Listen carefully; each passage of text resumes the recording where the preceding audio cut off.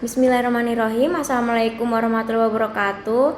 Halo teman-teman, perkenalkan nama saya Intan Rigiasari dari mahasiswi program studi metodologi Fakultas Hukum semester 4. Jadi, saya ingin menjelaskan tentang kajian kasus pidana pencabulan anak di bawah umur. Jadi, kali ini saya ingin menjelaskan pencabulan terhadap anak merupakan tindak pidana yang menyerang kehormatan kesusilaan anak. Melihat dari UPA bahwa jelas pencabulan terhadap anak sangatlah dilarang. Maka peran penegak hukum sangat penting dalam penegakan hukum terhadap tindak pidana pencabulan anak. Permasalahan dan tujuan dalam penelitian ini adalah mengetahui bentuk dan faktor penyebab tindak pidana pencabulan anak di unit PPA Polrestabes Medan. Mengetahui proses penanganan tindak pidana pencabulan anak oleh unit PPA Polrestabes Medan, mengetahui kendala dan upaya unit PPA dalam penegakan hukum tindak pidana pencabulan anak di wilayah hukum Polrestabes Medan.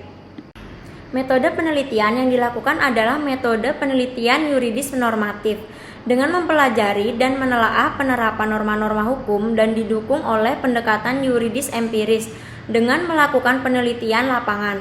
Penelitian ini menghasilkan kesimpulan bentuk pencabulan anak di unit PPA Polrestabes Medan umumnya merupakan tindakan persetubuhan baik oleh pelaku anak dan pelaku dewasa yang masing-masing disebabkan oleh beberapa faktor-faktor internal atau penyebab ini di dalam diri si pelaku dan eksternal atau keadaan di luar diri si pelaku yang mempengaruhi pelaku untuk melakukan pencabulan terhadap anak. Proses penanganan tindak pidana pencabulan anak oleh unit PPA dilakukan melalui kebijakan penal dan non-penal.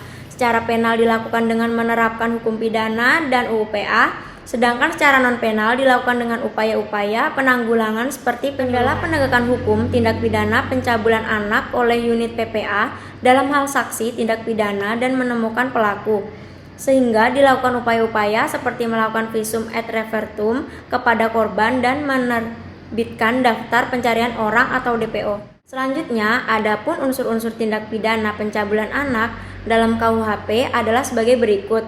1. Pasal 290 ayat 2 KUHP A. Unsur objektif 1. Perbuatan cabul 2. Dengan seorang 3. Umurnya belum 15 tahun atau kalau umurnya tidak jelas yang bersangkutan belum waktunya untuk dikawin. Jadi di sini saya ingin menjelaskan pencabulan merupakan suatu pelanggaran hak anak dan tidak ada suatu hal apapun yang membenarkan tindak pencabulan tersebut baik dari segi moral, susila, dan agama. Maka dari itu pencabulan merupakan kejahatan yang sangat keji, tercela, dan melanggar norma.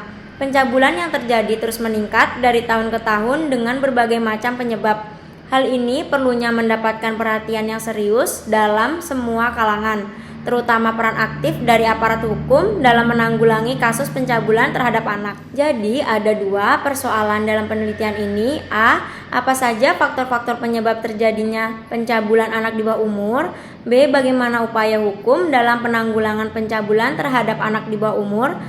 Jenis penelitian ini merupakan penelitian lapangan yang menggunakan metode deskriptif analisis dengan pendekatan kualitatif, yaitu dengan cara melihat faktor dan peran aparat hukum dalam menanggulangi kasus pencabulan terhadap anak, yang kemudian dijelaskan secara sistematis mengenai data-data yang diperoleh dalam penelitian berdasarkan tinjauan dari rumusan masalah. Kemudian hasil dari penelitian ini menunjukkan upaya dalam menanggulangi kasus pencabulan terhadap anak masih belum efektif baik dalam pencegahan maupun dalam menghapuskan tindak kejahatan pencabulan terhadap anak. Disarankan kepada pemerintah dan aparat hukum dapat memberantas seluruh film-film dan bacaan-bacaan yang mengandung unsur pornografi serta memberikan efek jera bagi pelaku agar menjadi sebuah pelajaran bagi masyarakat di Indonesia. Selain penjelasan kajian yang saya sudah jelaskan tadi, siapa nih yang sudah kelas 12 tapi masih bingung mau kuliah di mana? Jadi, saya ingin merekomendasikan fakultas terbaik di Samarinda dengan proses pendaftaran yang mudah dan pastinya kampus terbaik dengan berbagai macam prodi sesuai dengan keinginan kalian, yaitu dengan daftar di Universitas 17 Agustus 1945 atau bisa disebut juga dengan Untak SMD. Jadi tunggu apa lagi? Ayo gabung di Universitas 17 Agustus Samarinda.